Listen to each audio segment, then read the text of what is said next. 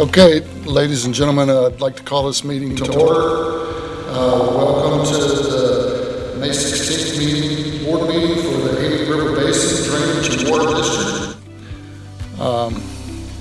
Could I get a pledge of allegiance? Maybe Mr. Jimmy Little, could you lead us in the pledge? I pledge allegiance to the flag of the United States of America and to the republic for which it stands, one nation, under God, indivisible, with liberty and justice for all.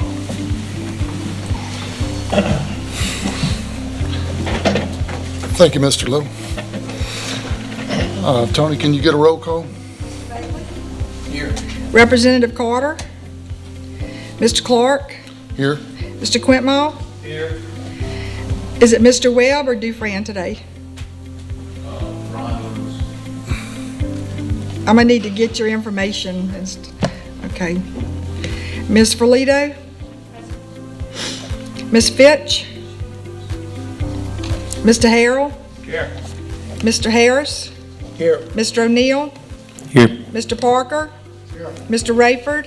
Here. Mr. Shelton? Is CPRA here today? Reynolds and then for Chip. And Ed Knight? Here. And Blaine Sheets. Okay. All right, Larry. All right, we have a quorum. Thank you.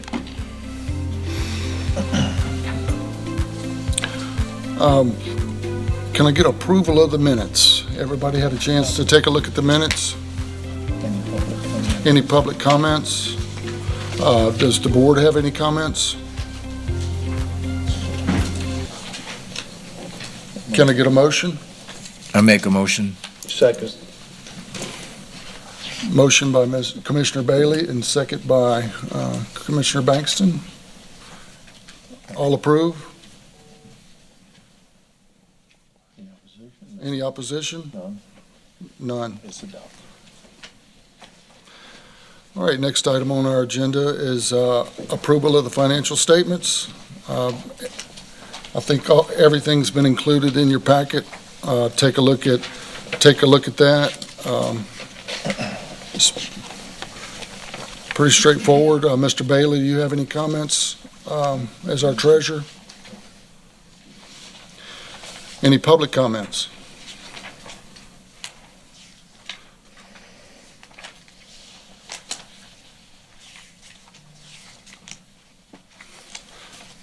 So do I get a motion? Motion to accept our financial statements? I'll make it. Mr. Harrell. Motion by Mr. Harrell, Second. second by Commissioner Rayford. All in favor? Any opposed? Motion carries. All right, moving right through. Approval of amendment number 2, our administrative budget. Refer to that in your packet.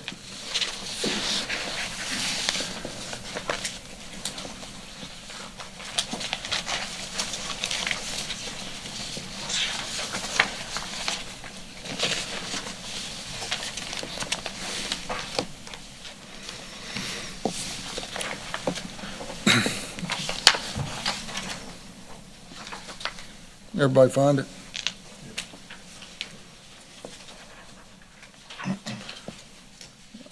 We have any discussion on this amendment?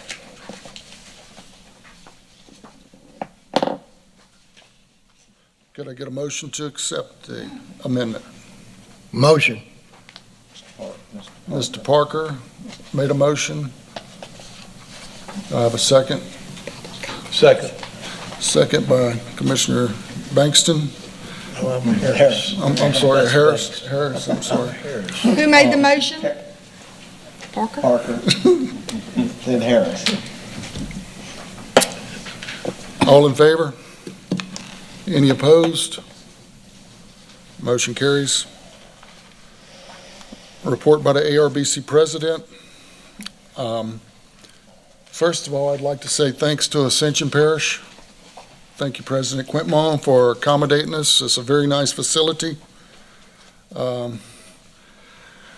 don't know about you guys, but I'm feeling pretty good about the ARBC, the new makeup, and the progress that we're making by working together. The parishes are working together like never before. I feel encouraged that we're in a position to really get some things done if we can stay together.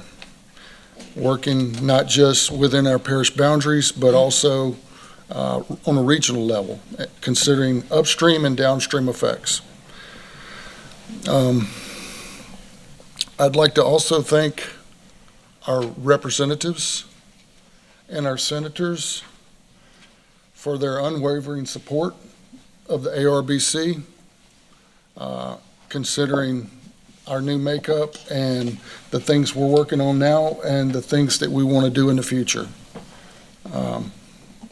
We really can't do it without them. And with that, that concludes my report. Some questions of you. Any questions from any of the board members? Entertain any questions about what's been going on or what you might like to know? Public comments?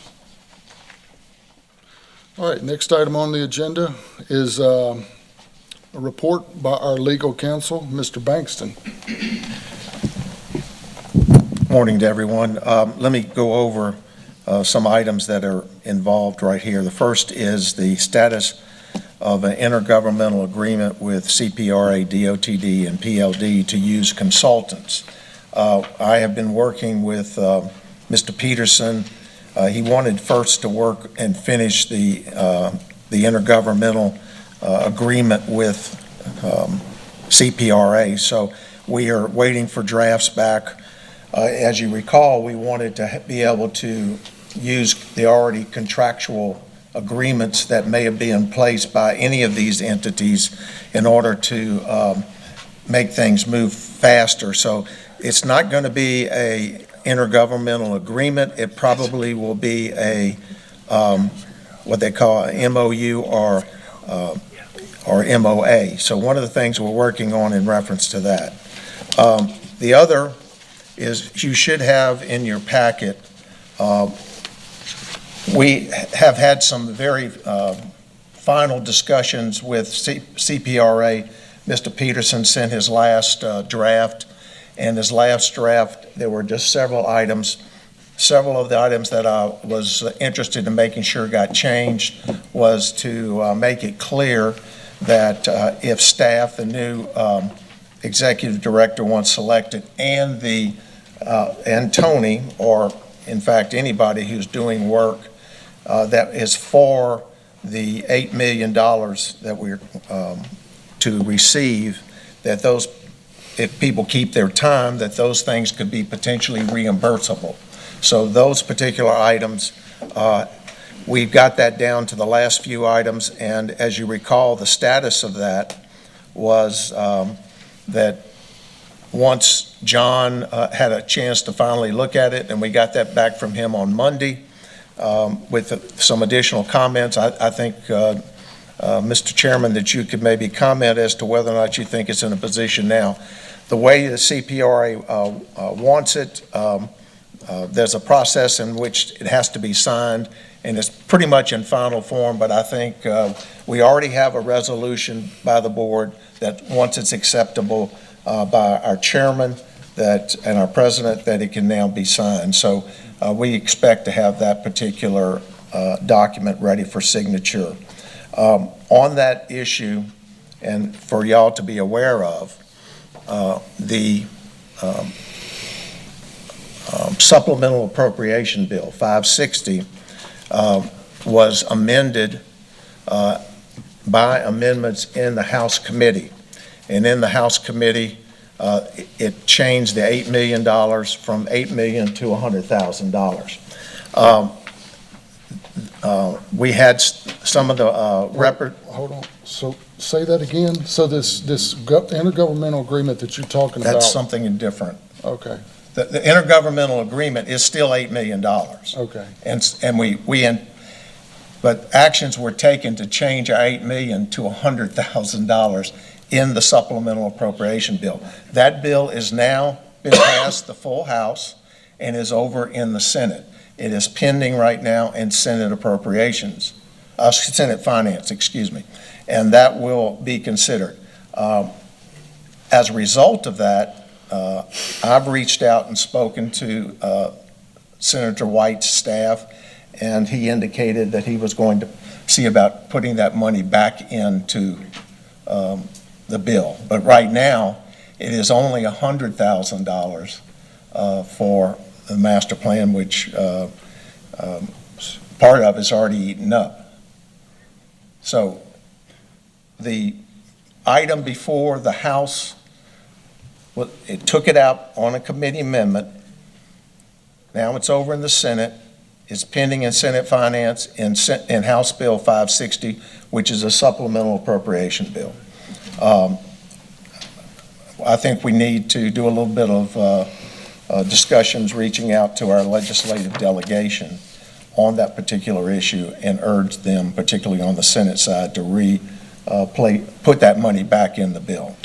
So just to clarify for myself and maybe others, okay, so this $8 million is dedicated to help the ARBC, the new ARBC, develop a master plan and for annual plans Correct. per law. Yes, sir. Now that the $8 million has been removed by the representatives, I mean, I just don't get it. I'll give you my thought on it. I think there's a little bit of discussions going on between the House and the Senate on the overall supplemental appropriations bill. And Well, I don't think the House members and Representative Bacala tried to explain it very clearly to the people in the committee. If you look, and you can go back in archives and see, he made a pretty valiant effort to try to convince the chairman, Mr. Zarang, that money needed to be back in the bill. so at this point, we're mandated to do something, and we potentially had the money set aside to do it, but now we don't. Correct. It was my understanding that the money that's appropriated on an annual budget like that, it's use it or lose it. So if you don't use it during that time period, you give it back. So it's the same thing with if they put it back in, it's good for 1 year. Just like the 100,000 they put in, that's good for a year. It's use it or lose it. So that 8 million was actually appropriated last year. So when it came to this year, we didn't use it. So they used CPRA, I think, used some of it, but we didn't get any of it. So that money's gone, and now they've replaced it with 100,000 out of the House. And like you said, it's up to the Senate but whatever they give us in a bill like this, it's use it or lose it. The ideal situation is to get some bank of money that is distributed over a period of time. So it's like 5 million and you get $1 million a year over the next 5 years. This is the way it was explained to me. Well, the intergovernmental agreement that we have, we will not receive $8 million. We will in effect develop billing, submit it to CPRA, and CPRA will then pay us. And that's the process, right, Brent? I mean, Yes, that's correct. I do think it's important to note that the money is not gone. There is a proposal to remove that came out of the House. That would have to pass the Senate for that to be the case. So there's an opportunity here, I think, for us all to speak with our legislators and make sure they're aware of the importance of keeping that money where it is. I don't want to overreact. I mean, it's a big deal, obviously, for the commission here, but we don't need to overreact about it just at this point. There's still a possibility that it will remain, and we can proceed as we've been, planning to proceed all along. I will tell you, the Senate staff immediately knew about it. They immediately reached out to CPRA about this, and the senator's staff is well aware of this as an issue. So, and Senator White is chairman of Senate Finance, and he was the one who put it in last year. So, Commissioner Harrell, you have a comment? Mr. Bankston, if you'll educate me, please.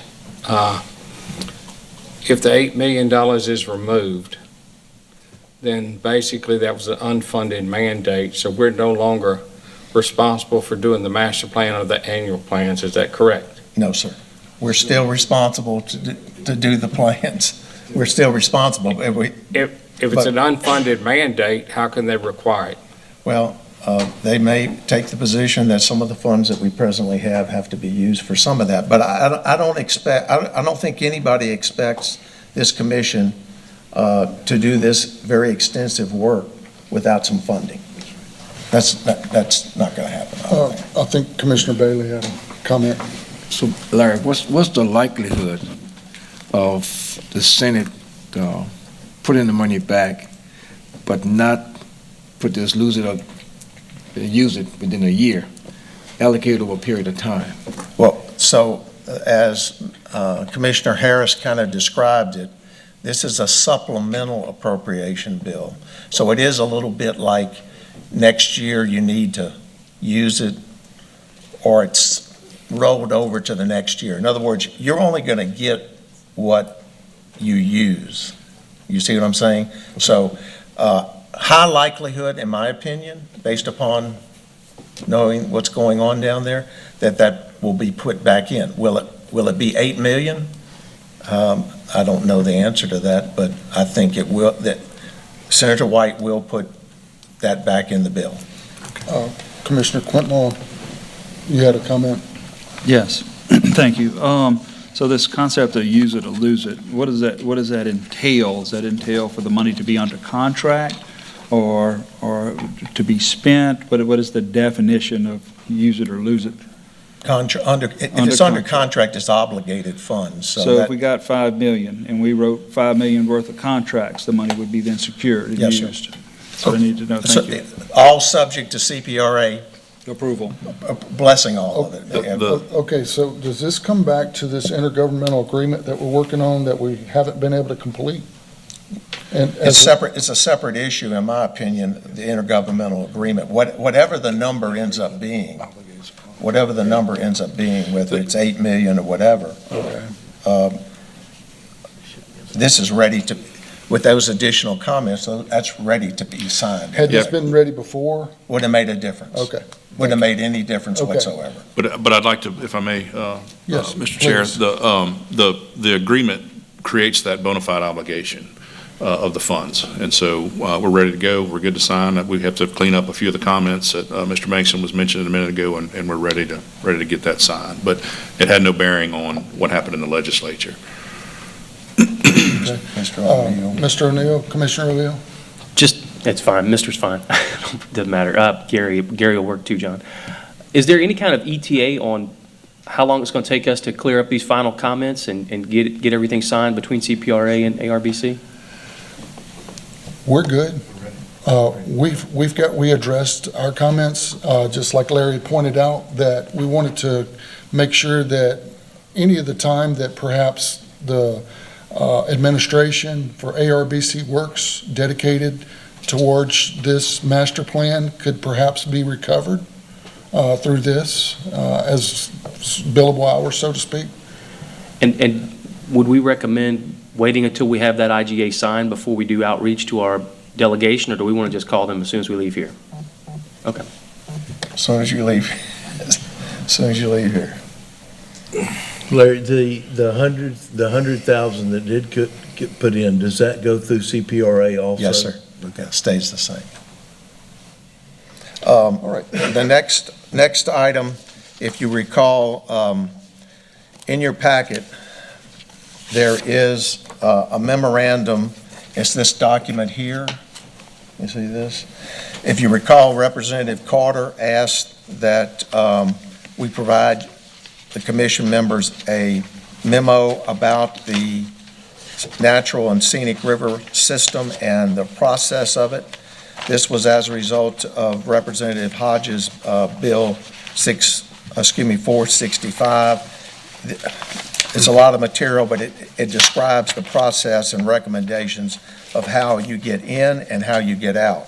I will tell you that House Bill 465 remained in Natural Resource Committee, and there will not be probably enough time for that bill to get through the entire process. But this is the requested report from Representative Carter at our last meeting to provide an update about how the process works.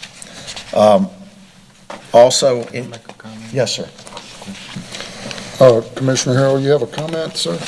Yes, that bill was brought up for the simple fact of removing waterway, storm-related debris from scenic waterways.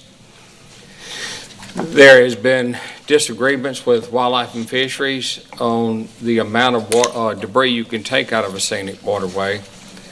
And up until just recently, as of 2 weeks ago, their interpretation of the rules were you can only remove 50% of the debris that's in the scenic river. However, after a 2-hour meeting the other day, we've got a different understanding of the rules. So now their interpretation is you remove 50% of the debris that was in there prior to a storm and 100% of the storm-related debris. Yeah. So that's a huge difference there. We can move forward with that, and I don't think I would ever ask to remove the scenic rivers from the parish as long as we could remove that much debris. It's all about protecting the public. So that's what came out of that meeting. So as I understand, this is not stripping the river down of all of the fallen trees and debris, because some of that's habitat. It is, absolutely. But what you're talking about is removal of storm debris. I'm talking about you can remove up to 50% of pre-storm debris because trees fall constantly. Erosion, bank Yes. erosion. So that you remove. They don't want you to touch a black log or anything like that. They don't want you to mess up the habitat, but you can get up to 50% of pre-storm debris and 100% of storm debris. So that's huge. So at some point, somebody's going to have to, I guess, survey the waterway and determine what's eligible or not eligible, pre-storm type. Okay, Yeah, we gotcha. pay good money to have an environmental company go do that. I know all about it. The next item, I'm going to skip over the resolutions for a second. The next item is the legislative report. That's this document here. I'll briefly go over kind of what the status of legislation that I saw that was this House Bill 406 by Representative Mincy involves the I-12 corridor and that particular issue. The bill is presently pending in the Senate. House Bill 514 by Mincy. That particular bill, which involves the issue of the proposition involving the tax money, that bill has not gotten out of the House. It has been subject to call on several occasions, but it passed out of committee, but it's never passed the full House. The next bill is House Bill 409 by Representative Edmonds. This involves the stormwater utility services. If you recall last year, Representative Zarang passed a bill that created the stormwater utility system, which would allow municipalities and parishes to pass by a vote in the councils of a stormwater utility. Like in Baton Rouge, we have a sewer fee. This would be a stormwater fee. The bill by Representative Edmonds requires now that this would require a vote of the people. It has some certain mandates as to the length and term of it. That bill passed out of the House and is currently pending in the Senate committee. The next bill, which I really went over, is House Bill 465 by Hodges. That bill remains in committee. And finally is Senate Bill 42, which is the statutory creation of the Louisiana Watershed Management Council to statutes. As you recall, we have been designated, ARBC has been designated as now Region 9, and we are in fact the steering committee for that committee. That bill is presently pending on the House floor. That bill is, I would expect, getting ready to pass. I'll answer any questions y'all have on legislation if you have any have a comment. If possible, Mr. Bankston, if we could go back to House Bill 516, just to clarify what that entails and where that's at. 514, I'm sorry, Right. 514? Okay, 514, if you recall, this was the bill in which the remaining funds that we have for the Comite Diversion Canal project, which is a dedicated source of funds, this was an attempt to, in effect, allow for this commission to place on the ballot a vote to, quote, undedicate and allow the funds to be used for other purposes. We talked about this a little bit previously. This is a issue in which there is basically a contract between the public and the commission that dedicated these funds and limited the source of them only to the Comite Diversion Canal. This was an attempt to allow for a greater flexibility in reference to that. The bill was brought up initially in the House. There was a vote for some amendments, and those amendments failed, and it has been placed on what they call subject to call each day. And in fact, it is listed for the 16th, I think actually today, for a potential vote, but that's been being done every day. Right now, I don't know whether or not that bill would or would not get out of the House, but we only have 2 weeks left. So to get that passed and done, I think is highly unlikely. So the last amendment to this bill is to not just rededicate the money to be used to take it from, to put up to the voters, to take it from the Comite River Diversion Project, which is not complete, and the prices just got doubled, and to use that abroad, to use that leftover money abroad now. But now it's been amended to give it back to the taxpayers as a rebate, so to speak? That amendment failed, so I don't know if that amendment, it was a detailed amendment. It failed on committee, but so the bill is in the same posture it was as it was introduced.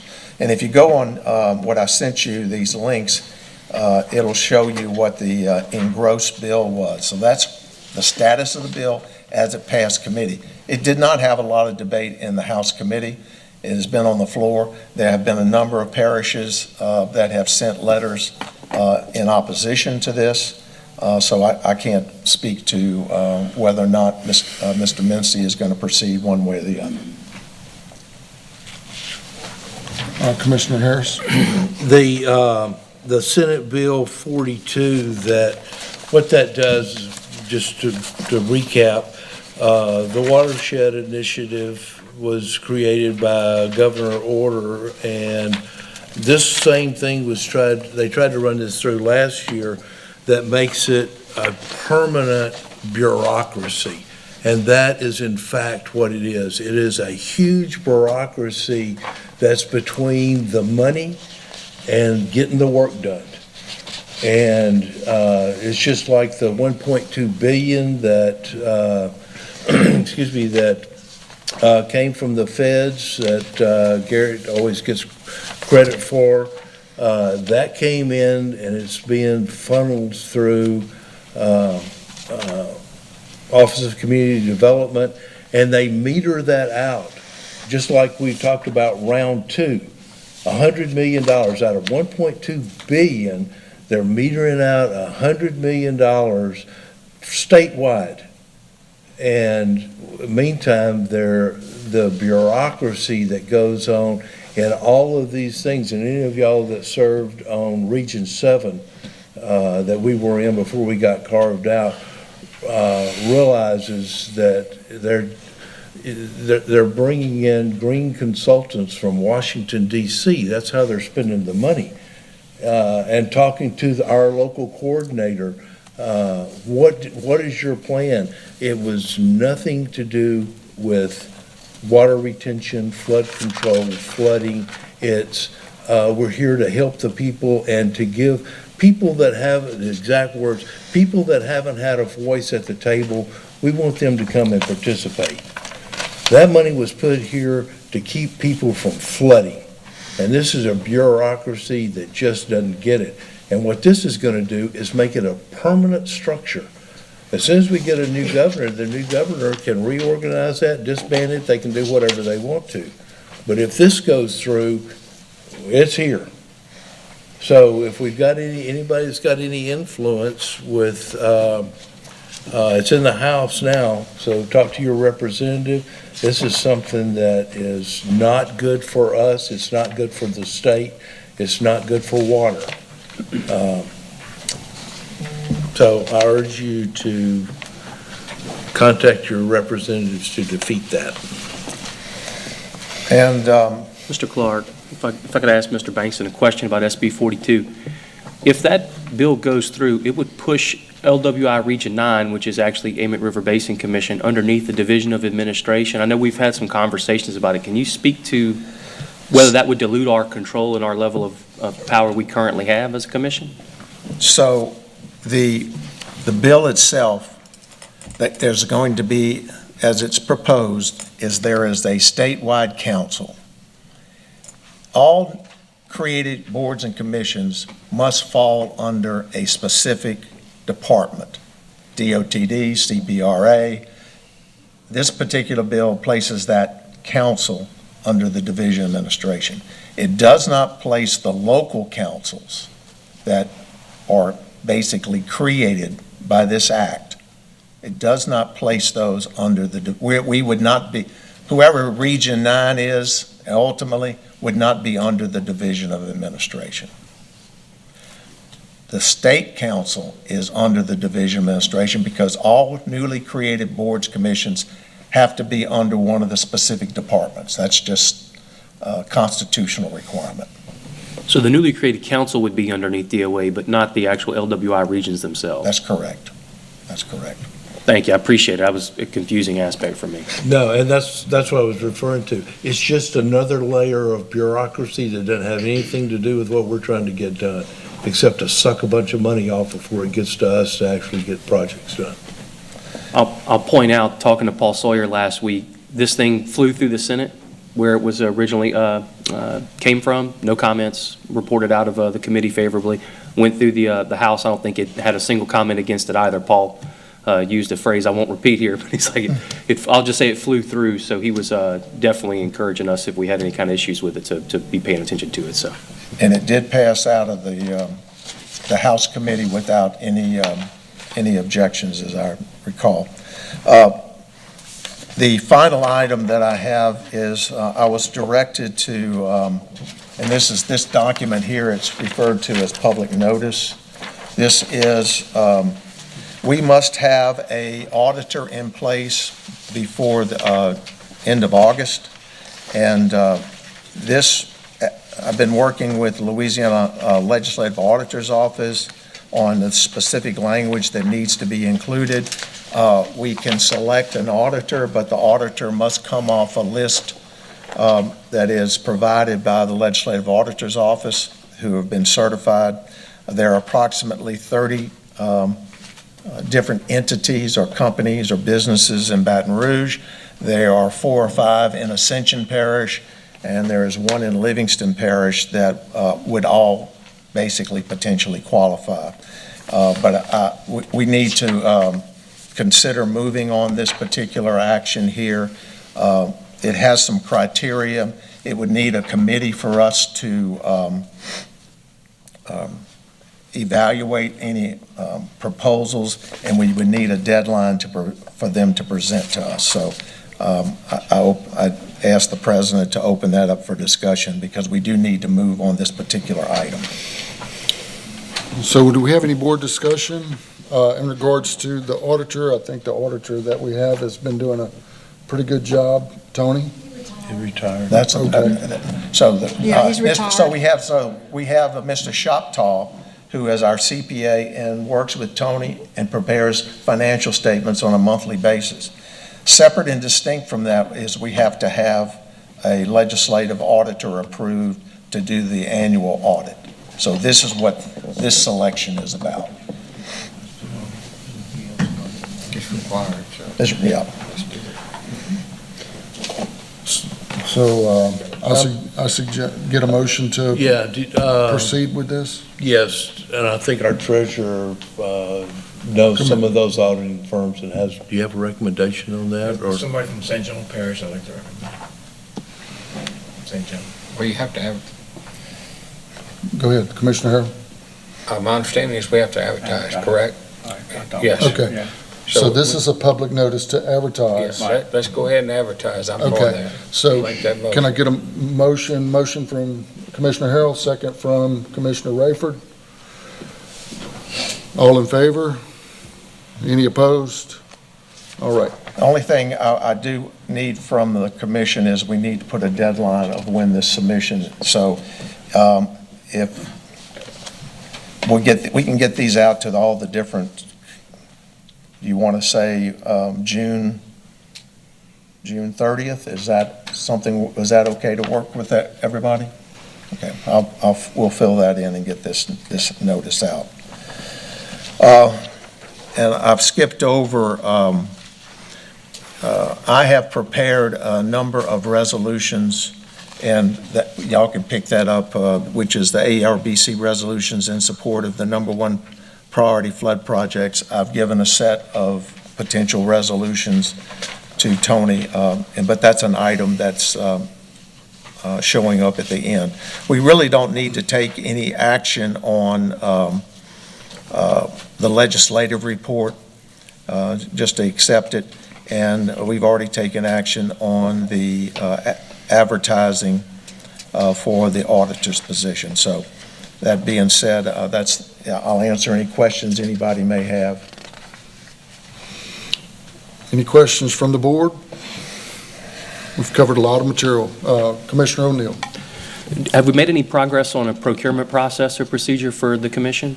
Well, as you know, we were attempting to use the process that is in place with CPRA, PLD, as well as DOTD. I have a framework of using the information actually that you gave me on GOSEPs, which I think gives all the details on how we should proceed. So we have in place right now a procurement code by rule, but which we've used in the past, but I think it needs to be modified, and maybe we can work to resolve that. Any more comments? Any public comments on our legal counsel's report? Okay, proceeding on to the next item on our agenda, under old business. We have project subcommittee report. Anything? I'm going to leave this mic on for a while, I guess.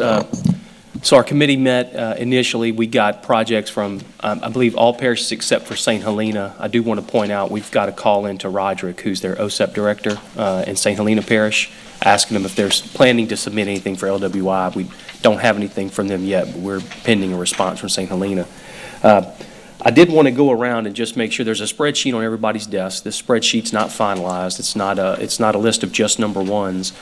But I do want to point out that after conferring with several members, representing several parishes here on the commission, what you would almost call the number one of number ones here is missing. It has actually already been updated on the spreadsheet on our SharePoint site. It'll be distributed after adjournment. It's the Manchac project, I believe is what's colloquially being called. It'll be submitted with the rest of these projects, but what I thought we would do is we'd go around to each parish, let them mention their number one priority, and then we would take an action as we went on a per parish basis on which ones to actually issue take official action as commissioners on. If anybody's got any objection to that, I believe that'll be enough. Mr. Bankston, if we go around the room, sort of a round robin per parish, you can then use those actions to issue those letters of support. And then Mr. Haas with CPRA, we can give you guys those letters once they're printed, along with the packets of information that we've been submitted. And if y'all see any holes or anything that's in there, any additional information, please communicate with our committee. We'll be sure to get it to you. So, without any further ado, if y'all just want to go around the room, we'll start with, if you want to start, John, with Iberville, if y'all have a number one. Okay. I can start with Iberville. Our number one project is going to be the Bayou Manchac Regional Project. That's fine. It's regional flood risk reduction. It's going to entail a couple of different phases, but primarily it's been identified that Bayou Manchac is draining poorly. There's a lot of debris. It hasn't been maintained. It's a scenic, historic stream, and so that's been lifted to allow for maintenance of the stream, limited to just that. So for Iberville Parish, all of East Iberville, which includes Sunshine, Carville, St. Gabriel, those whole 2 points all has to drain into Bayou Manchac by way of Alligator Bayou.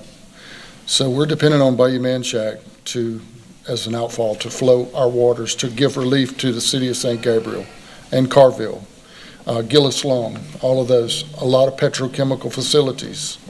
We're subject to flooding there. We're challenged. And if Bayou Manchac is high and it won't flow out, we're subject, I mean, we're faced with flood challenges. And a lot of times what we've noticed is by looking at the USGS gauges up and down Bayou Manchac and on the Amite River, the Amite River can be as low, has fallen to its natural levels, say 7 foot lower than Bayou Manchac, and we can't figure out why Bayou Manchac is perched in the air, so to speak. It's just not draining. So there's been surveys done that's identified a lot of debris on the bottom of the channel. The channel is half full, even before it starts raining. So to us, that means a lot. I think another part of the project is to look at Ward's Creek. Ward's Creek is known to drain up to 75% of metropolitan Baton Rouge. It starts at the state capitol and picks up all of the water from there to Government Street, to Corporate Boulevard, to Essen Lane, Bluebonnet, all the way down, and it empties into Bayou Manchac. So it too has to drain through Bayou Manchac. And the alignment where Wards Creek enters into Bayou Manchac, it's pointing upstream, so to speak. Downstream would be towards the Amite River, which Bayou Manchac empties into. So part of the project is to realign it to where the mouth points downstream, where it can flow out a lot more easily. And there's some other obstructions. Part of this project is also to look at the LA 427 bridge. Y'all might know it as Old Perkins Road in front of Santa Maria. That bridge is extremely low, and it impedes the flow of the water. You can see the stage difference above and below it. So for us, Iberville Parish, this is definitely a priority. So President Clark, well, actually, I should probably direct that. First off, thank you very much for that, for describing the project. Mr. Bankston, I think there are several parishes here that would probably consider that their number one also.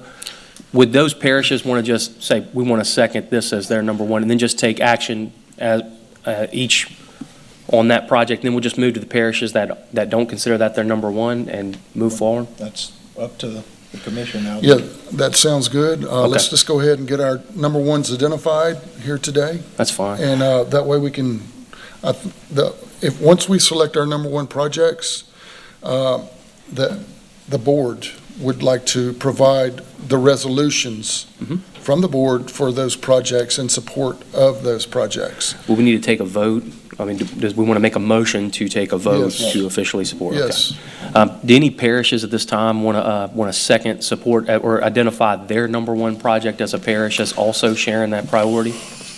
Commissioner Rayford? Yes, I want to state that, number one, I totally support the Manchac project. I know when we had our meetings, there was a lot of discussions about a lot of projects, and quite frankly, I was pretty much assured that we were already going to be entitled to, I mean, it's laid out to do the Manchac project, but I wanted to be sure everybody from the commission knows that is our number one project.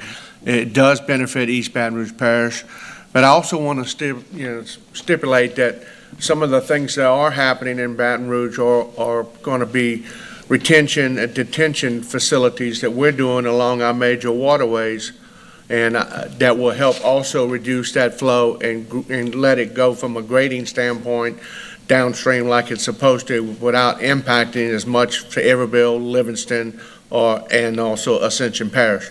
That certainly is our #1 project, clearing it. We've done that, but there's some more work that needs to be done, particularly from Bayou Fountain back west to pick up a lot of the area for Everville Parish and also EBR. So certainly our #1 project from East Baton Rouge Parish is the Manchac. Ascension, did you want President Coitman or Commissioner Coitman? Do you want me to start my #1, or do you want me to talk about Manchac? If you'd like to support Manchac, I think we're talking about Manchac, but you're also able to discuss your #1 at any point in time, whatever. Yeah, sure. So Manchac is my #2. My #1 is the New River Stormwater Management Pump Station project. Manchac cannot be the only solution. Anytime the Amite River or the basin itself is inundated with floodwaters, you have a backwater event possibly. And so you have to have another outlet or another way to get that water out of Manchac, or at least not to contribute to it. So what this particular project does, it puts a pump station at New River at the Mississippi Levee in Ascension, and then there's a diversion structure at Highway 74. What that allows that to do is it allows us to pump New River down and then accept water from Spanish Lake, which ultimately ends up in Manchac as well as some of Bluff Swamp, reducing those elevations and providing an alternative. Sending that water into the Mississippi River, this is the only project listed that removes water from the Amite River Basin completely. And in doing so has the benefit to each of those parishes downstream. And so when we have a high water event such as we had in May 2021, the flooding area with the aqua dams and all that goes along with the legalities of that, this provides an opportunity to not have the Spanish Lake water or the Bluff Swamp contribute to Manchac, allowing it to recede quicker, faster, and then hopefully not having to employ different tactics or structures such as the aqua dams. So when we're not taking water from Spanish Lake or Bluff Swamp, we have the opportunity to split the Marvin Bro Basin in half, and then all the water in the Geismar, Dutchtown, west of Gonzales, that water would then also be put into the Mississippi River, therefore not contributing that water to the Amite River Basin, which would possibly affect St. James and Livingston. So at any given time that this is utilized, it has benefit from a regional standpoint. And so this has been looked at from the Corps of Engineers probably 2 decades ago. It just was, the funding wasn't possible at that time. And so it just becomes very evident as we continue to put pumps along Alligator Bayou Road that there has to be another solution. And I believe this is it. And so it's one of the few projects that have a 5-parish benefit, and where Ascension Parish is willing to accept the O&M, which is critical. Most of the other parishes with pump station options did not want to have or take on the responsibility of the operation and maintenance. And so that's a huge part. That will be on Ascension Parish's nickel. And so, but the other parishes will benefit. And so I think that's a big part of this. We just need the upfront funding to go ahead and start the project. This would also protect the Highway 30 corridor, which creates jobs throughout the region, not just for Ascension Parish, but every surrounding parish. So in addition, there is an economics to this project as well. It even has the ability to affect the Women's Correctional Facility, other governmental buildings such as that. And so overall, it's just a huge project. It will change drainage in the region. That's the magnitude of this project. It's massive. It's huge. And so that is our number one. But Manchac would be our number two. Thank you, President Coitman. Mr. Harrell, did you want to go next from Livingston Parish to speak to your number ones, or I know. Absolutely, I do. As you can see, I have something on there to remove sediment from basically Man Shack or Port Vincent area to the lake. That is, in fact, our number one project. Please understand that Bayou Man Shack is a good project. I do support it. However, you're dumping water on us. So help us help the other parishes. We'll take the extra water, but give us a way to get it on out to the lake. And like Fred brought up, he's got other waterways he's working on. They also, like he said, dump into Man Shack, which dumps into Livingston Parish. And Ascension, we border each other, so that is my number one project, by far. Can you tell us, Commissioner Harrell, a little bit about, so you're talking about the Amite River from Port Vincent, just south of where Bayou Man Shack empties into the Amite River to remove the sediment. So there's, apparently there's a sediment problem in the channel from that point south? There is, and we've already had Dewberry survey it a good while back, and it's just sediment that's come in from up north over the years, and it's got some high spots. Not the whole thing is not loaded down with sediment, but we need to clean it out all the way to the lake to get that water flowing, and that will also give an offset to take the negative impact from PLD doing the Weir project, because if they do it without clearing out the Amite River, it's going to negatively impact about 2,500 structures. So we feel that taking the sediment out will offset that as well. So this is not technically a dredging project, it's removing the sediment from the channel to its natural bottom? That's absolutely correct. And what would you be doing with the sediment?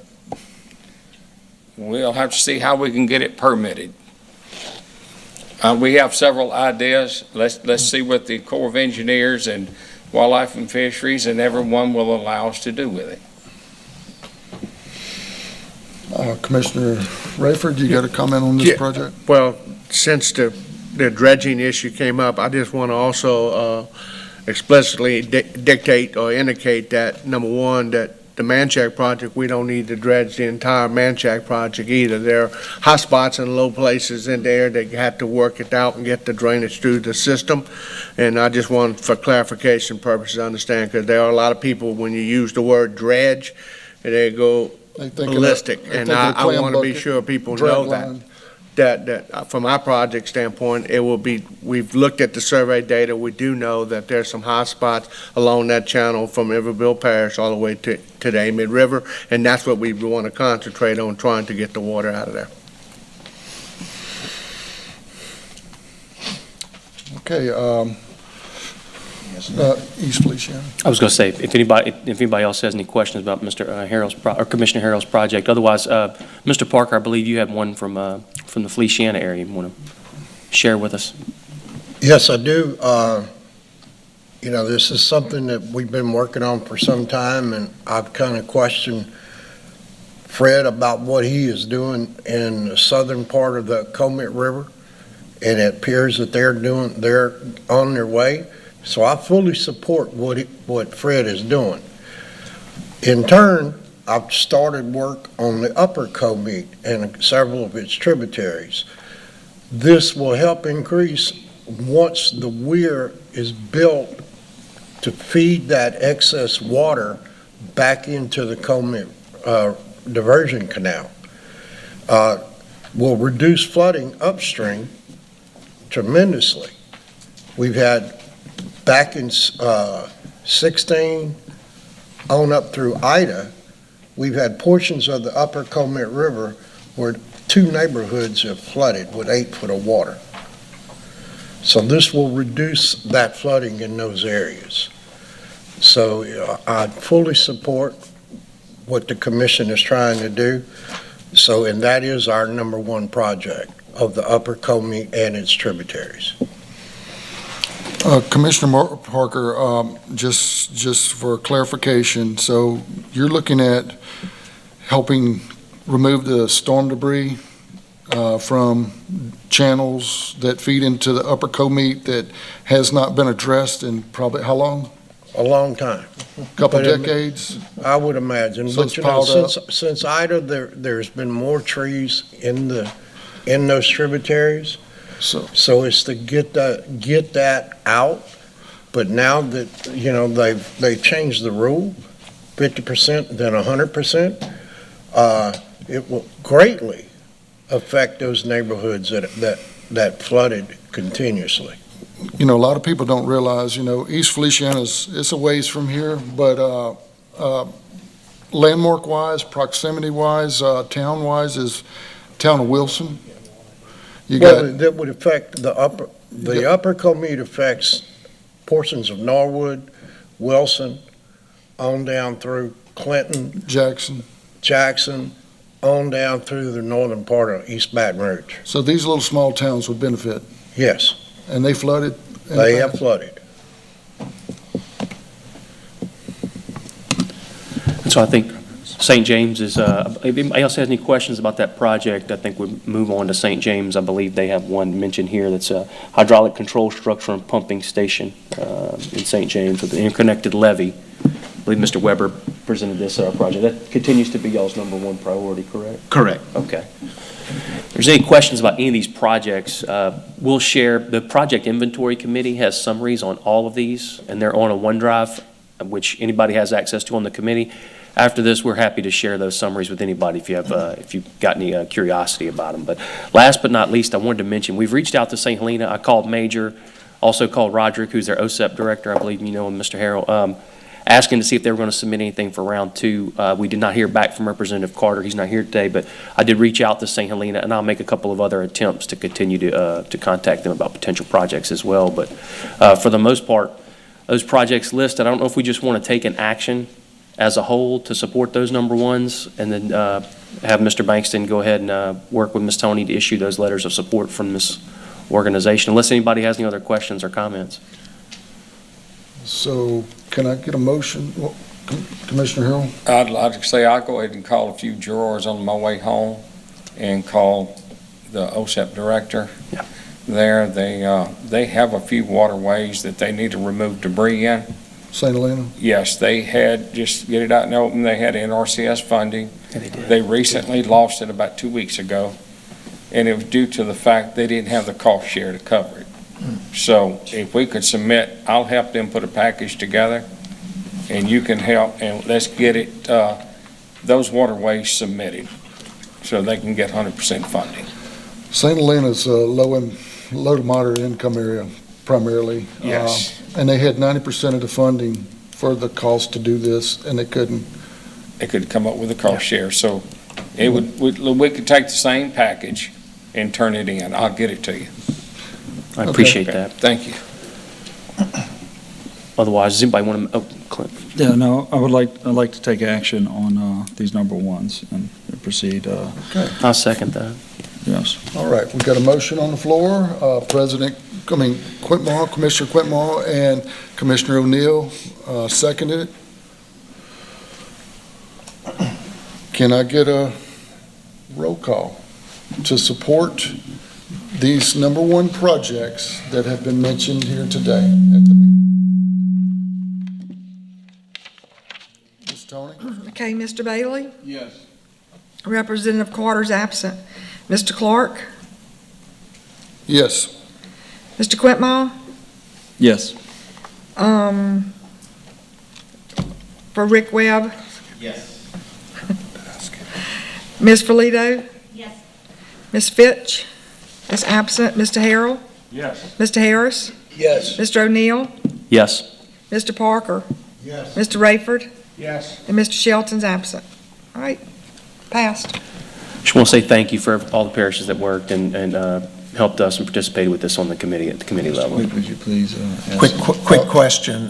Do you want separate resolutions for each of these, or do you want Yes, Mr. Bankston, we want separate resolutions from the board for each individual project. Mr. Haas, would that be preferable to y'all rather than having just one blanket? Y'all would rather separate for each one?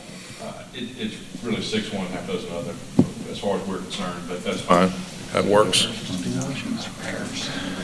I think, And also too, I would recommend that each parish provide a letter of support for these individual projects. that was a request, I believe that was part of Chip's original request, but I would also point out, an astute commissioner may have whispered under his breath here that just because there's a diverse set of funding options out there, I think an individual letter of support for each one of these projects might benefit. Just for some reason, if something falls through the cracks later on, we can submit that letter as some type of supporting documentation for a different funding source, so another bite at the apple. So, Mr. Larry, I know it might be a little more difficult to write 6 or 7 of these letters, but if you could write them individually, I think it would probably be best. So. I have drafts already given to Tony for everything already, except the I don't have Man Shack, but I'll add that. I just need some further details. I can get those for you. Other than that, I can shift gears to creating a GIS website. So, one more thing, we've jumped through the project list, and there's been projects that have kind of evolved since the process, like St. Helena, that may have not been originally included, that have been included, and it's come to my attention that some of the projects that are on there, it's like, where did they come from?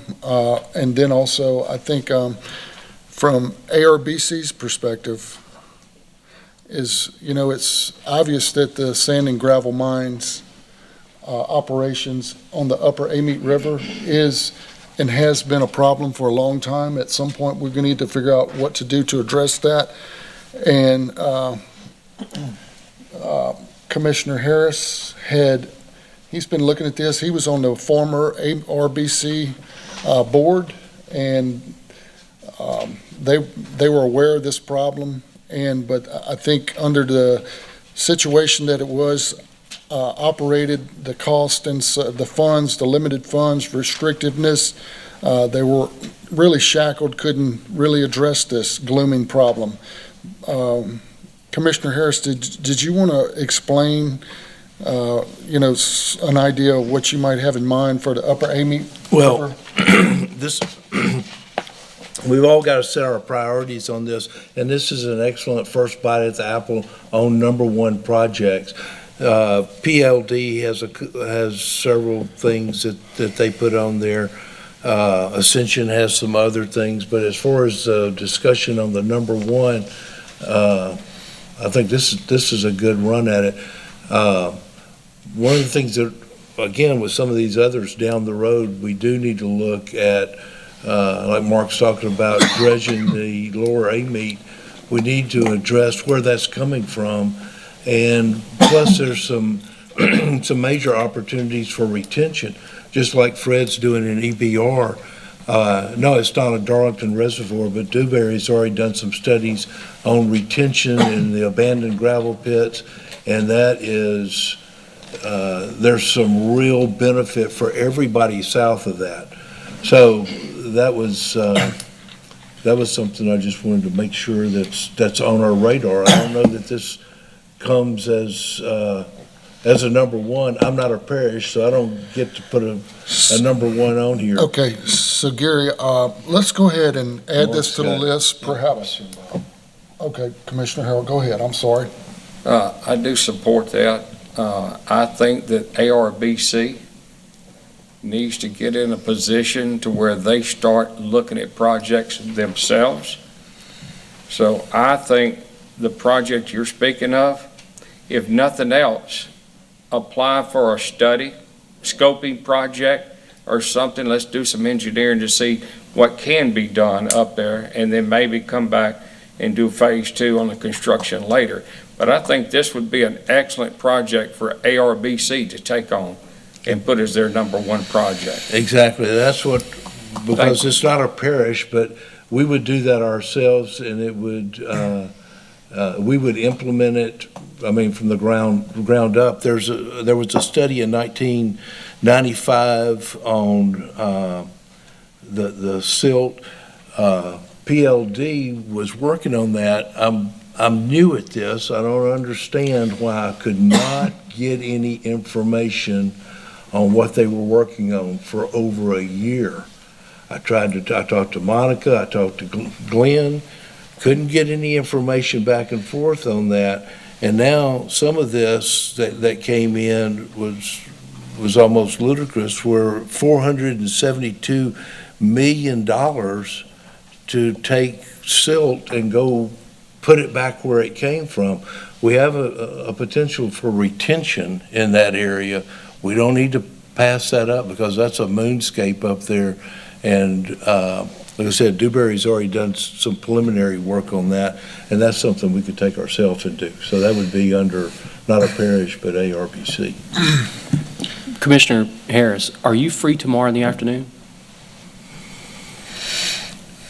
Because if you've got a good idea on the scope, I can easily work with you to develop a scope and fill out the information we're requesting here and to get it in under the gun. If we just want to add that go ahead and have Mr. Bankston also write a letter of support for that.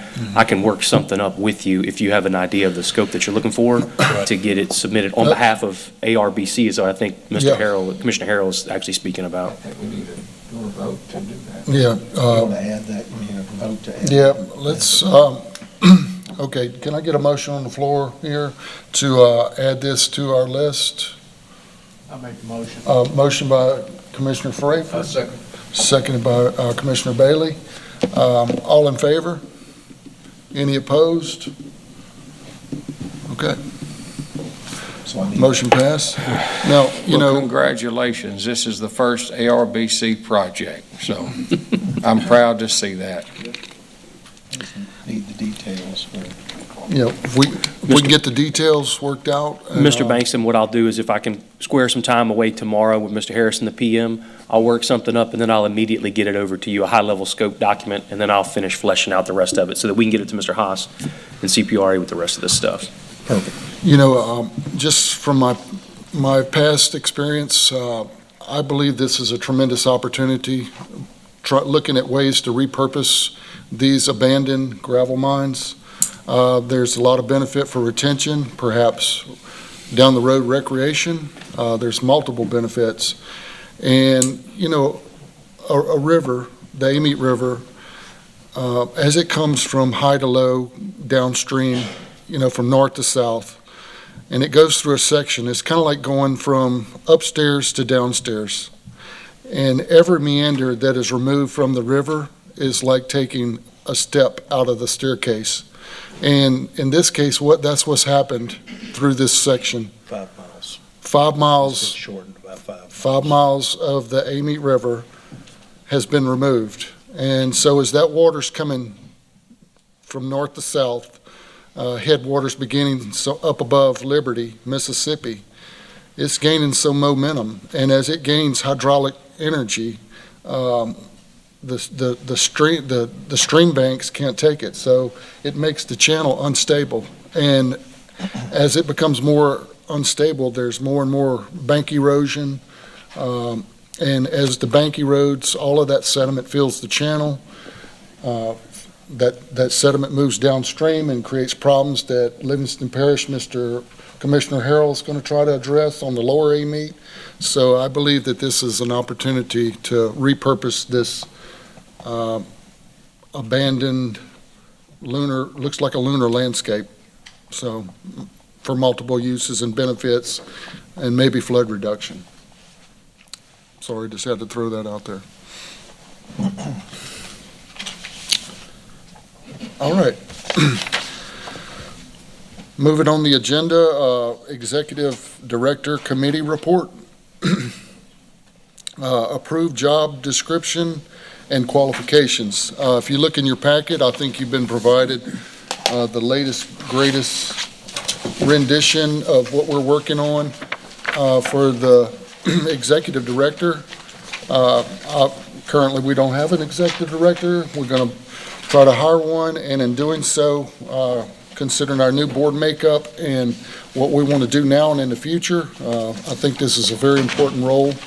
So we've come together with a description. We got responsibilities. We have preferred qualifications. We've listed our benefits package and so forth. And there's been several versions that we worked through. I think everybody's commented on it, and I think we're at a point now where this is about as good as we get. Commissioner Quintmont, do you have a comment? Well, I was head of the committee, unfortunately, due to the time constraints.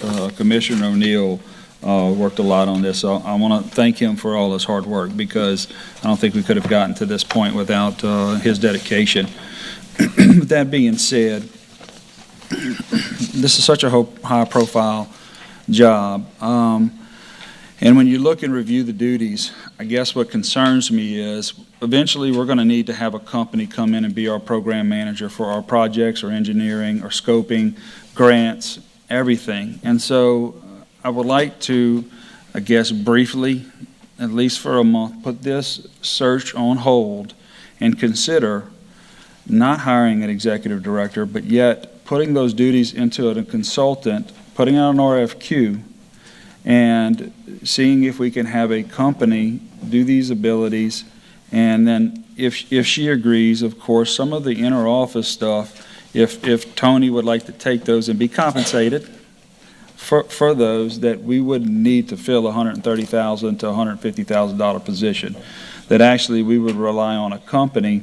And if at any time, that would be an annual contract, at any time that we felt that this company wasn't serving us, that we could actually choose another company to step in and play that role.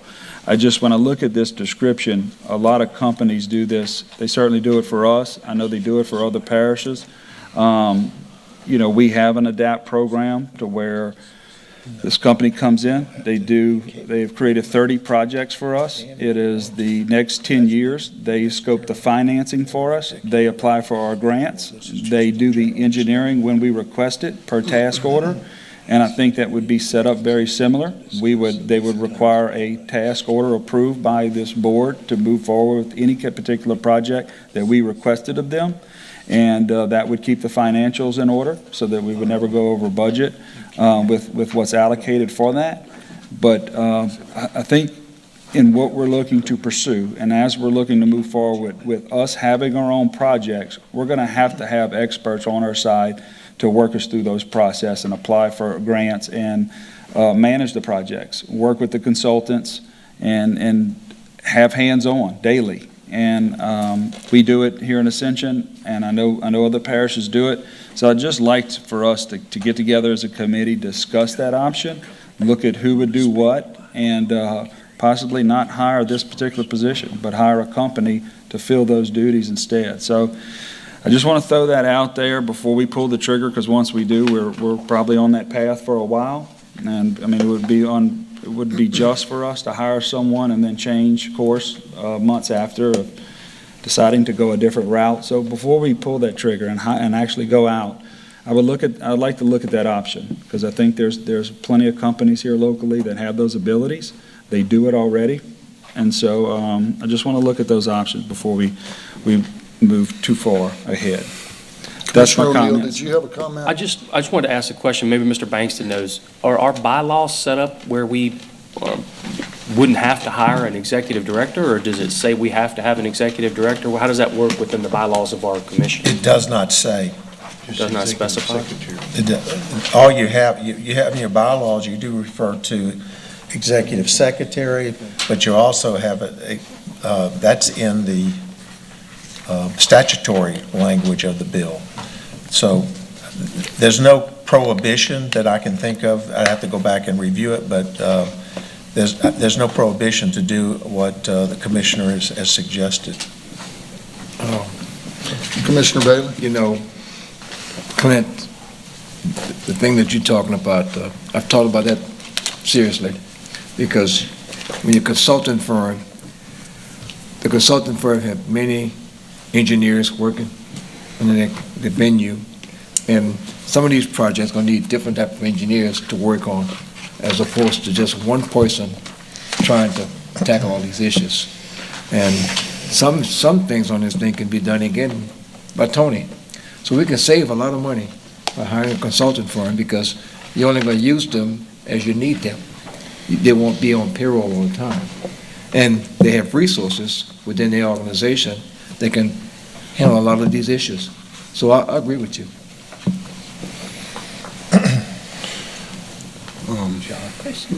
Commissioner Ferlito. I had a question, like in the bylaws, it mentions the executive director, but Larry, you were saying, just because it's written doesn't mean we have to have to fill that position? No. Okay. That's describing the, oh, it says I'm active. Okay, that's just describing that aspect right now. It doesn't mean that that position is required to be filled one way or the other, so that's the pleasure of the commission. Commissioner Harris, you got a question? I know that's the way it's done in Ascension, but that consulting firm really excludes themselves from any projects. They are only sort of our consultant watchdog over any other projects that we have. Is that? Yeah, that is correct. They don't have the ability to do the project, but they will use their engineers to check it. They will make sure that the project's staying on budget. They will check and screen change orders. They will help assist with contracts to make sure that our interests are, put to the forefront. Also in developing projects, they will keep up with that, give us a 10 to 15-year outlook on projects, keep up with that, consider BCAs. They will create BCAs for us. They will essentially allow us to become completely independent and allow us to do our own projects through them, and they will use their expertise to not only get projects, formulate projects, be essentially our owner's rep. They will be our owner's rep. Excuse me, no water. Yeah, thank you. So, I know that's fairly recent that y'all started that. How many months have you been into that program? EBR, don't y'all have someone who handles some of your major drainage and other big projects such as that? Actually, we did have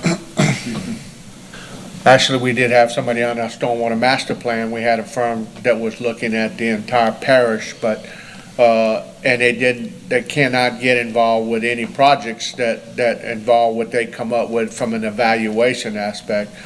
It's got its pluses and minuses from my perspective, because certainly to me, consultants will look at ways to try to find other projects to deal with, and they're going to want to deal with other or submit design for projects, and we've got to tell them no, and they're not always real happy about that, Clement. But again, I'm more about having one individual, me, to have that answers to us, and that we can have a little more direction. And quite frankly, looking at our budget situation, I want to make sure that we can make it fit within the dollar amounts that we're going to need to make do with.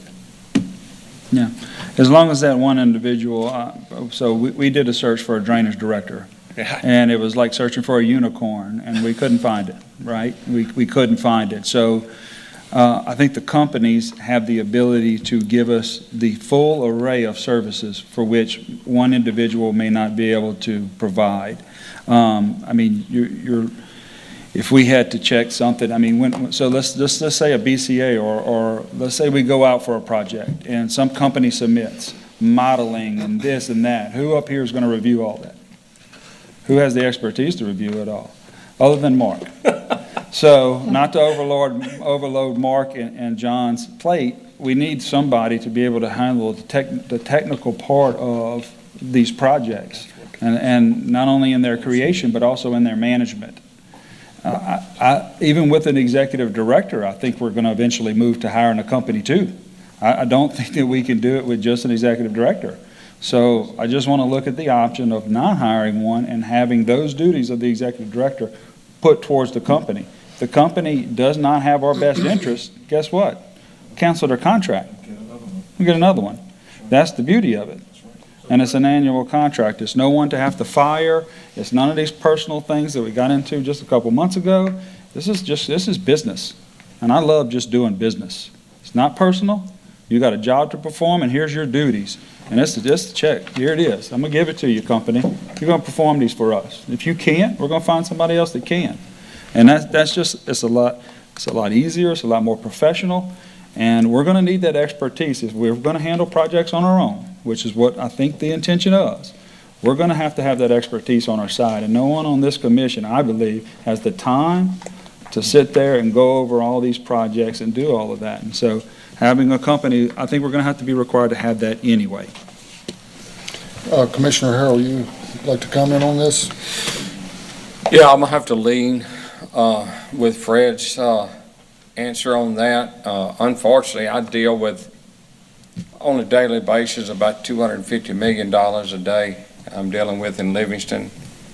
And if I need help, I have consultants that I hire, or engineering firms. Matter of fact, Mr. O'Neill has done work for us, and we use them, and then we move on to the next project.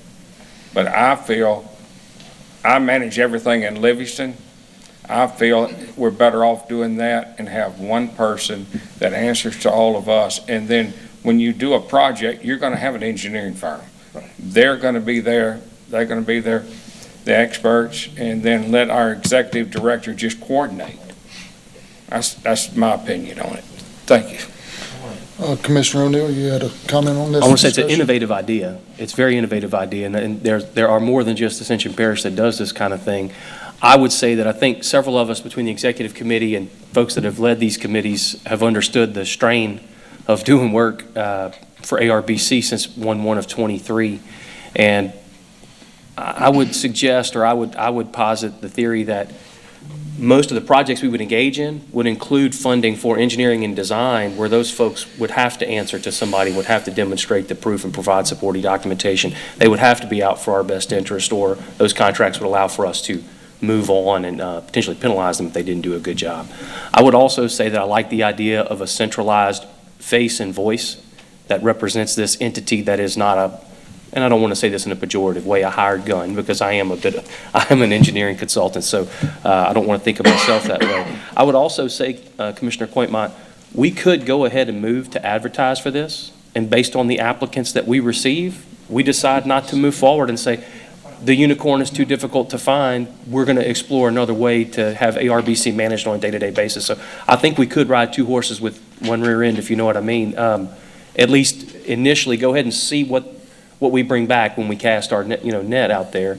And then from there, if we find out this is just a little too difficult, or we can't find that, like you said, unicorn, then perhaps we revisit that. But I would also say that, quote unquote, putting the brakes on things at this point, just from a personal perspective, the work that I've put in, and it's unpaid. I know we get $100 a month as an appointment, but I've foregone that payment. I would love to get somebody in here that has responsibility for it and would assume control of it on a day-to-day basis, that we could then answer, we could hold them accountable for us. But that's, again, I think it's a fantastic idea that's worth considering, but I think we could do both. We could still travel down both avenues at the same time, so. Okay. Further discussion, Commissioner Quinball? Yeah, I don't mind at all. Listen, I'm throwing this out for discussion, but I would like to move in parallel so we can compare the two. Let's look at what it would cost for a company. Let's get some general ideas. Let's take some of these executive director duties and see what that looks like as we're looking for the unicorn, just in case we can't find the unicorn. Because this is a specialty, in my opinion. And there's just not a lot of people out there that do it. And if with the tight labor market, people with specific skills are gobbled up quickly, and they get paid a tremendous amount of money. And so I would just like to work in parallel to see what that may look like, just in case we don't find that unicorn. Commissioner Harrell, comment? I will support that 100%. Let's move forward both ways, parallel. Okay. Are we gonna call this the Unicorn Hunting Committee? All I don't see it as a unicorn myself. I guess. We need to have discussion about. So, can we discuss, the salary range of this executive director? I mean, it's been thrown out there.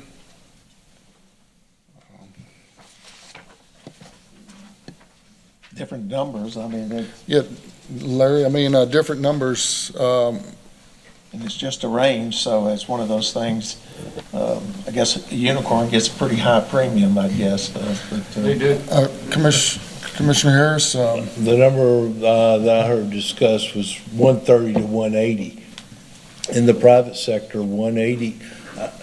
In the public sector, that may be good pay because of the benefit, the retirement package that comes with that. And that's some reason all y'all work for government is because of that retirement package. You get half your money after you retire. But 180 in the private sector is pretty skimpy. So I would think 130 to 180, depending on the qualifications.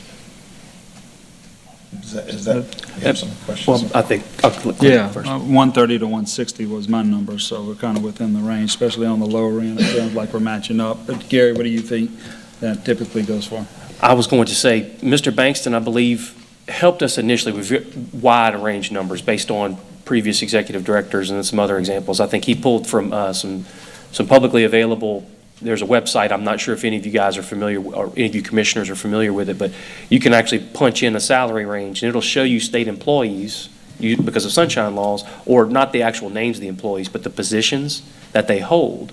So you can sort of look at a state agency level, and a lot of you folks deal with state level administrators and whatnot, and understand what they're getting salary-wise and how that would maybe relate to these job requirements, which is where this salary range sort of fed from, I believe. levy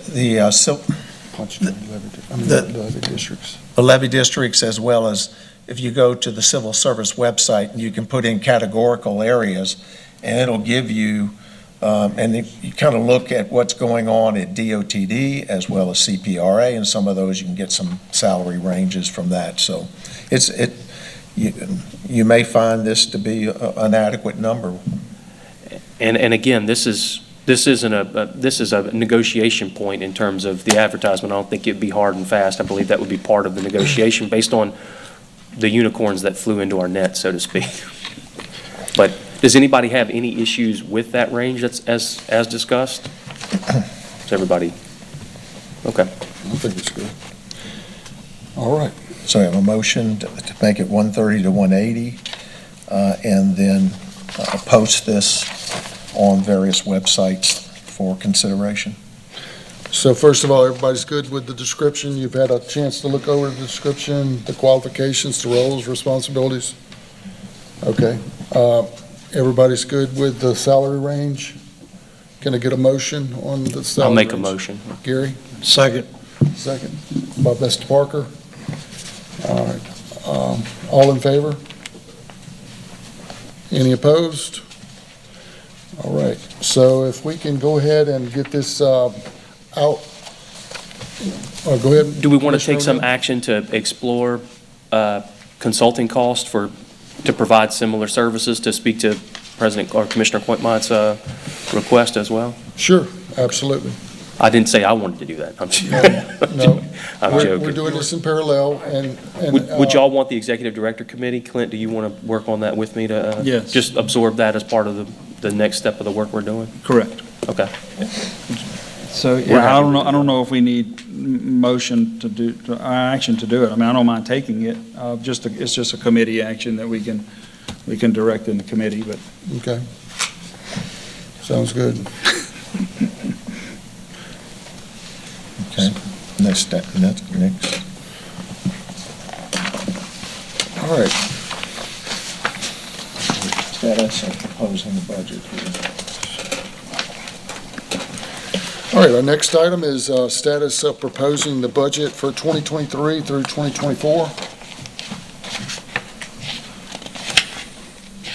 I'm not sure what action was needed. Do we need an action, Tony, on this?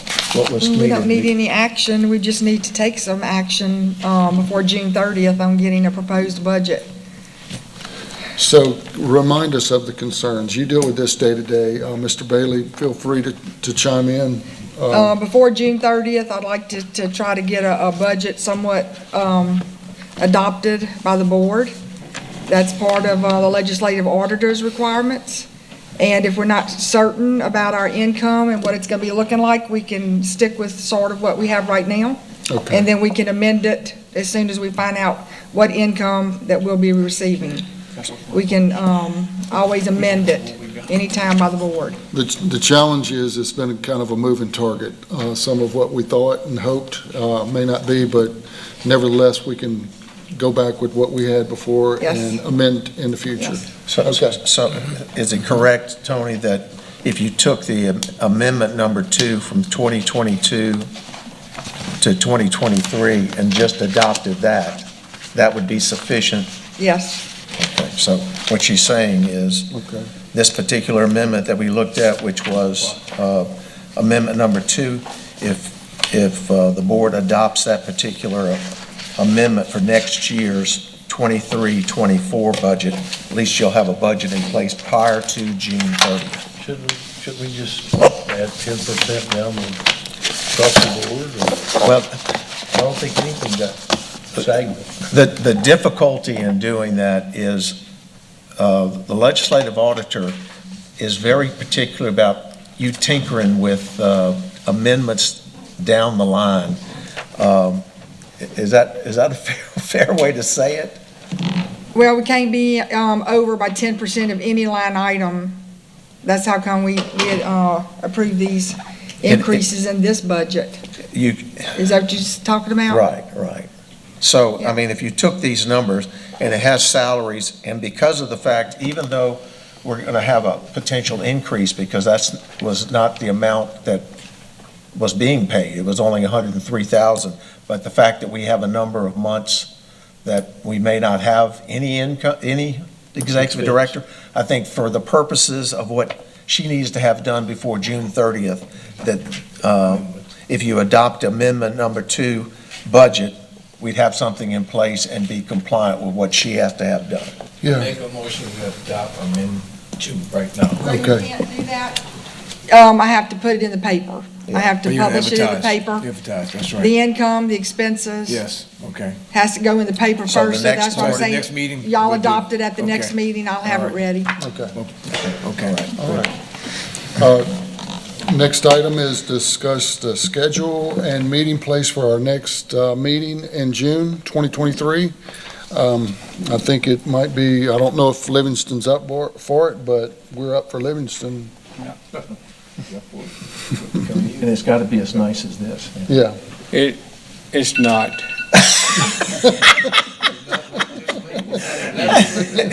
It's close, but it's not. It's close, but it's not, it's close enough, that's good. Okay. Yeah, so- we have, I have bullhorns. Everybody can just pick up the bullhorn and talk. It'll be fine. So we need to, Tony, what do we need? I'm just checking the date, Mark, do you know that it's gonna be available? No, but I'll know that in the next hour or two. Okay. Or depends on how long the meeting is today, but I can let you know by this afternoon. Easy. Okay. All right. So Mark, please let us know and we'll get that lined up. It's $100 a head. Okay. I asked we for might- as many guests We as might we have can it in our budget. No, we said free, not free, we're not coming. All right, moving on to, do I have any public comments? Any more board discussion on this before we move on to new business? We've covered a lot. Okay, moving on to new business. So, Commissioner I'm Brett? sorry, is it June 20th is the next meeting? Is that confirmed? I just want at least the date. Third Tuesday,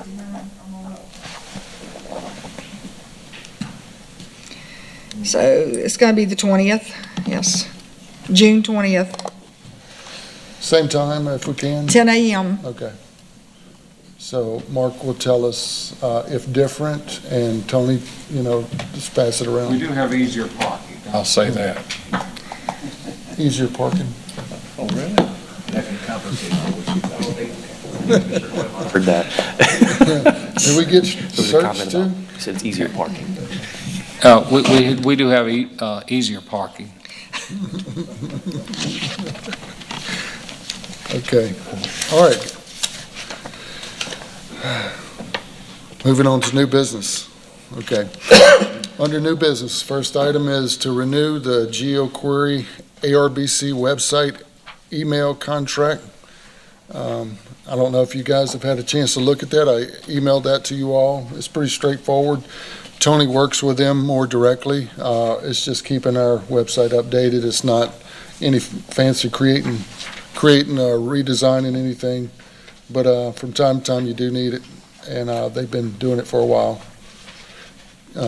Can I get a motion on the floor to approve this? Commissioner Harris, second by Mr. Bailey. Okay. All in favor? Any opposed? Public comments? Okay. Next item on the agenda, I was about to say menu. I'm thinking it's lunch. We're getting there. Next. So, is to renew the J. David Shoptaw ARBC CPA contract. Ms. Tony, can you tell us a little bit about this? Yeah, David's been working for the commission longer than I have, and we work well together. I put everything in Quicken, Reconcile, and then I send everything to him. He re-enters it into QuickBooks and produces the financial statements that you see. And it protects the commission. Say if you ever get an executive secretary, someone that's doing something wrong, he would catch it. So it's always been great to have an outside person handling our financial information beside me. So far, we've been good. This is work for ARBC. Yes, he's great. Okay. Yeah. Good. Could I get a motion on the floor to, I'm sorry. I think Mr. Bailey already ready to make a motion. Yeah, we can make that motion to approve it. Yes. Okay, I got a motion on the floor by Mr. Bailey, seconded by Commissioner Harrell.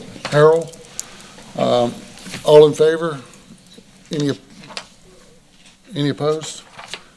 Motion passed. All right, next item is to renew Mr. Larry Bankston, an associate, ARBC legal contract. I want to talk about Larry contract. Okay.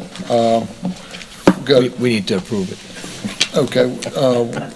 Commissioner Bailey has expressed that we need to approve Mr. Bankston's contract.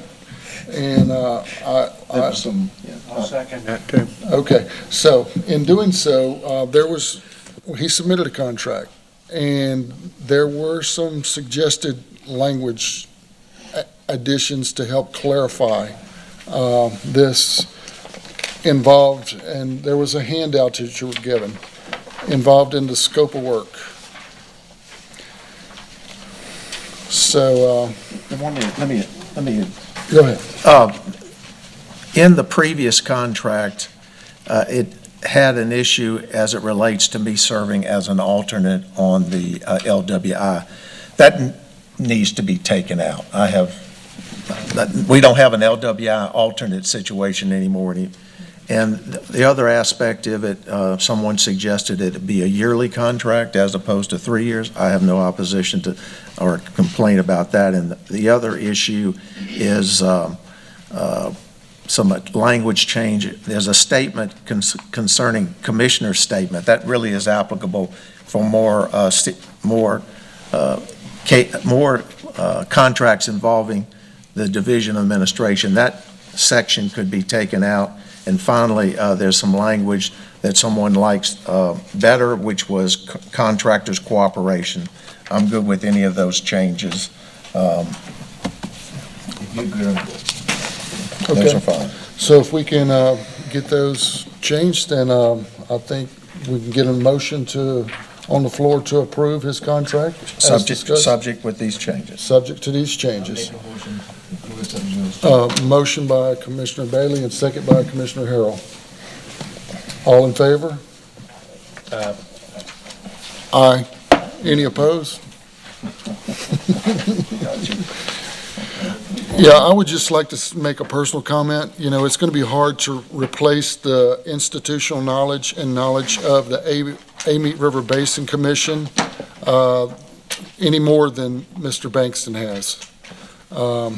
You could get another attorney, but they're not going to have the historical knowledge and never miss a beat during the whole process. Well, thank you, appreciate that. So, all right, moving on to our next item. New business still. Is there any other new business? Is there any other new business? Yes. Yes, okay, we got some new business. Commissioner Harris. Okay. You know, one of the things that Chip described whenever he had several comments about people flying into Baton Rouge, whenever you're coming in on the north runway to the airport, you fly over the canal, and it is impressive. I flew over that Sunday, and there are so many people that feel like if you're on any of these feeds, like I know several of y'all are, from the public, they don't realize, unless they drive down 61 or 964 and can see something, and now a lot of that's already stopped, so they feel like nothing is going on. So what I was proposing is that we do, it's almost a public service, but it's public awareness, where we would do a 5 to 10 minute video, where we would a very brief history, and here's where it was, and just 90 seconds of here's where it started, here's where we are today, and then a detail of a flyover, here's where we're at on this, we're 75% here, the contract's been let on this bridge. It's the same thing that we always got every month from DOTD on their update, but this would be something that we would put on our website. If it's only, I don't know how long it would be, but if it's only 5 minutes, we could get on some of the morning shows that play the whole thing, and it's something that ARBC is doing, and then we're informing the public. We can have a disclaimer on there, hey, it's not our fault, but. I was going to say. Disclaimer about. But so I did some preliminary checking, high number, you're looking at 30 grand. I talked to Mark, he said we can do it a lot cheaper than that, but I know 30 would, I've already done some preliminary numbers, 30 would cover it. So I'd ask that we would authorize budget up to $30,000 to produce that educational video. If you want to add an item to the agenda, we need to have a motion unanimous to add an item to the agenda. This is new business? Yeah, but it's an item that you're asking for action to take. So you have to you need to make a motion. See, that's why you're earning your money. There you go. You want to add this item to the agenda for consideration of some video. So I would like to add this item to the agenda for vote on if we could do this video. Is there any opposition then? That's your job. Is there any opposition? So, first of all, do we have any more board discussion? Commissioner Quintmall, would you like to make a comment on this? Yeah, look, I think you could do it pretty easily, but I prefer drone, just flying it over with a drone and doing some video and then manipulating that video to shorten it up for the time frame for which we need. I do think it would be a great, had the ability to go down and actually walk down into the Comite Diversion Project, and it's something to see it from the sky, but it's something to walk down into it to understand that how massive it actually is. So That's I think that we would be talked great. about a drone. Part of it would be a drone flying through. I think that would be really good. Let's make the motion and put it on the agenda. Yep. Yeah, let's do that. So, Okay. is there any opposition to adding this item to the agenda? Sounds like favorable, so can I hear a motion to add this to the agenda? I make a motion. Commissioner Bailey I make that motion with Mr. Harris. and Commissioner Harrell, seconded. Is there any opposition? Is there any opposition? Hearing none? It's added to the agenda. Now, Now, who's gonna do?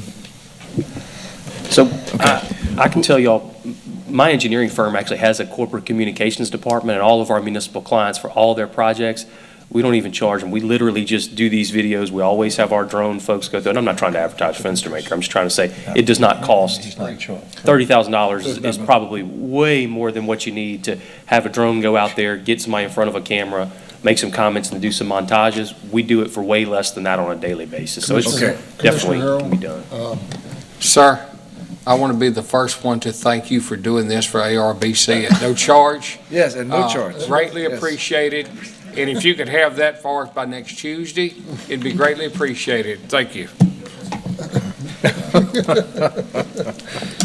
I think the challenge is, I think it's easy to fly a drone over and target those spots, but then at the end of the day, it's the magic that happens that makes it media and user-friendly to the public, and that's not my specialty, I believe, It's just This company can do it but for free. Commissioner Harrell, I believe I'm conflicted from that, so don't worry about it. No, So it's what do we free. I put a top dollar amount on it and have some committee go deal with it. Yeah, so if we can maybe form a committee to look into this, Jack, you want to consider doing this? And perhaps we put a top dollar not to exceed, say, 30,000, anything? Absolutely. Yeah, that was just the budget. I know we could do it a lot cheaper than that, Yeah, but I've checked please. around to a production company. This whole We'll take meeting it. has been about how much money we don't have, and now all of a sudden, we're going to spend 30 on a drone video. Commissioner Quitmore. So, yeah, we probably just need a main committee instead of Senator, but let's send it to a committee to look at some options.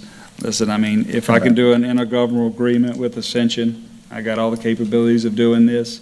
But let's see what our capabilities are, and we may not have to spend anything here. So if we can just send this to committee, we can discuss it. We can look at our options. Maybe we could possibly do an intergovernmental agreement to where I can get approval to do that for hardly anything. Consider options. Okay, sounds good. So we'll put it to the executive committee to look at these options, and before we set a price and go out looking abroad for this, that we might be able to do it among ourselves. Another positivity of having the parishes sitting together on one thing. Thank you, Commissioner Quitmore, Ascension Parish, for suggesting that. And maybe we'll make that happen, so. He did it for the match act. So, what are we doing? Are we moving forward, or are we going to Moving talk forward, about it? sending it to the exec committee, I think, to come up with a proposal Okay. after looking at it. Yeah. Yes. So, I have another new business. Just one per meeting. Commissioner Harris has another item to consider under new business. I'd like to put on the agenda, add to the agenda, discussing Tony's pay. Okay. Is there a Yes, sir. second? Is there a second? Is there a second to this? What? I second that. Tony's Tony's compensation. pay. Our executive secretary, her salary? Yes, yes. Okay, so I got a motion by Commissioner Bailey, and a second. Do I have a second? Right here. Is there any? Second by Commissioner Harrell. Is there any opposition? Is there any opposition to this? Okay, motion passes. It's added to the agenda. Yep, it's added to the agenda next. Okay, well, and you can tell by the number of emails you've got, she stays at it continuously. And what we're asking, in this, especially in this interim time, but even going forward, the role that she plays in our success can't be overemphasized. So I would recommend a 7.5% increase in salary At least. as a minimum. I second was that. thinking larger than that, but in the public sector, apparently that doesn't fly as well as it does. But so if 7.5, whatever y'all think. That's fine. It's good. I'd say that would be a start to look at. Yes, let's start. Okay. Mr. Clement? I think we need to evaluate it and look at the duties and kind of do an evaluation. Therefore, we can come up with accurate. I don't know, just throwing out some numbers with no, I think we should send it to the committee so we can evaluate her duties and time, so we can appropriately compensate her for her actions, instead of just coming up with random numbers. I think we need to evaluate that, and we can do that in a very short period of time and have that ready for the next meeting for action. That would be my suggestion. Go ahead, you say. I make a motion that we discuss this in executive committee and come up with some numbers that we can bring back to the next meeting. It's a substitute motion by Yep, substitute motion by Commissioner Bailey. Is there a second by Mr. Commissioner Harrell. Harrell? Any opposed? Okay, motion carries. Okay, that's it? And motion to adjourn? I'll make it. Can I get a motion to, General public comments? yep, I'm That's sorry, on general there. public comments. Y'all hear me back in the back? Ben? Can I get a motion to adjourn? Wait, you're not done yet, you're not done yet. First off, does Commissioner Harris have any additional new business? I'm joking, Jack, I'm joking. No, I want to point out that the Nature Conservancy and RTI and some other folks have been asking if they could share some data, or they could get some data from Dewberry, who did our LWI study, to create some free mapping tools for us, which they are offering for free for every other LWI region. And so I know today we've been talking about, like you said earlier, the money that we don't have. This would be costless to us, and all we have to do is say, yes, Dewberry can provide you this data, and then they'll provide the maps to us on the back end. It's for NBS-related maps, or a natural beneficial solution, which Jack was talking about earlier, what to do with potential gravel pits up there. I think if we talked to them about that and we told Dewberry to communicate with them and focus on something like that, I mean, to get it for free with everything else we're going to have to pay, I think it would be great. And I think all it takes is for somebody like us to say, somebody at the executive committee level say, yes, Dewberry, you can do that. So. All right, so I'm going to go as slow as I can because Clint's ready to leave. No, I'm kidding. I'd like to add that. Can we add that to the agenda? Can I make a motion to add that to the agenda to take an action to say yes? Okay, we got a motion, but Commissioner O'Neill and Commissioner Harrell, you second that motion? Okay, second by Commissioner Harrell. Now it's added to the agenda. Yep, so I'd that's like added to our agenda.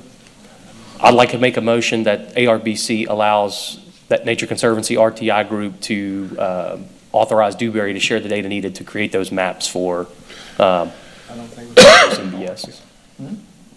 I think we need to talk to. Okay, Commissioner Harrell, did you have a comment on that? I think we need to talk to Dewberry about it and see what they think. Yeah, I think you gotta Right, get with DOTD first. DOTD, Commissioner Blaine. Yeah, I Commissioner was just Blaine. about to say, depending on what that data is, it could be easily handled with a public records request. Very simply put. Now, the new model that they're developing for the watershed initiative, that's not going to be available, public request or not. It's not a completed product, so we can't give that out. But the previous model has plenty of data in there that I think the Nature Conservancy can use. So, Ed, you're suggesting that we ask them to speak, or could we authorize Dewberry to have a conversation with this group just to see what they would need and then So, go from there? according to Commissioner Blaine, it sounds like that that Nature Conservancy RTI has to do, if they want to do this for us, is to ask a public records request from DOTD. Because it's not actually ours. Right, correct. It's actually DOTD. Well, what they did is they reached out to all the LWI regions asking for permission to do this. And just saying, we'll talk to whoever's your modeling lead in that region to do it. So I think it was through Louisiana Watershed Initiative and OCD, they were offering to do this work. So is that clear, Gary? Does that help us achieve what you're suggesting? Because what you suggested, using that for the abandoned gravel pits, that does sound good, making that connection and utilizing that resource. But do we have to do anything formal here in order to achieve that, Commissioner Sheets? No, like I said, all they have to do is do a public records request. We can give them that model, and they can run with it as much as they need to. It's a public product, so if you give them guidance, they can run with it. So we would just send them an email and say, please direct your request to DOTD and the modeling group over there to request whatever information you need. Or we could direct them Contact to with me and Commissioner I'll be Knight. glad to help. Okay. Yeah. I just didn't want to let Thank an you, opportunity. Commissioner Knight. I'm sorry, I apologize. I just didn't want to miss an opportunity to create something that could be helpful down the road, especially something that didn't cost us anything. And we could show the public, hey, at least we're producing something that, you know, is, you can look and touch and feel and see it. So, at any rate, thank you all. I appreciate it. So I don't know. Commissioner Ferlito, you have a, Is there a cost with the public records request? No. No, not if it has, it's just data. is it e-data? I charge Commissioner Quimall? Yeah, usually there's a minimal cost for public service request, public records request. So there is a small amount. So, yeah, I'd just say we table this. It was great discussion. Maybe let's look and see if we need to put an action item on the next agenda. If we need to, we can look into this as individuals at this point in time, and if there are actions needed, we'll hopefully consider that for the next agenda in June. All right. Is there any more comments, board discussion? Commissioner Harrell? I'd like to make a motion, we adjourn. Second. Great job. Any opposed? Thank you.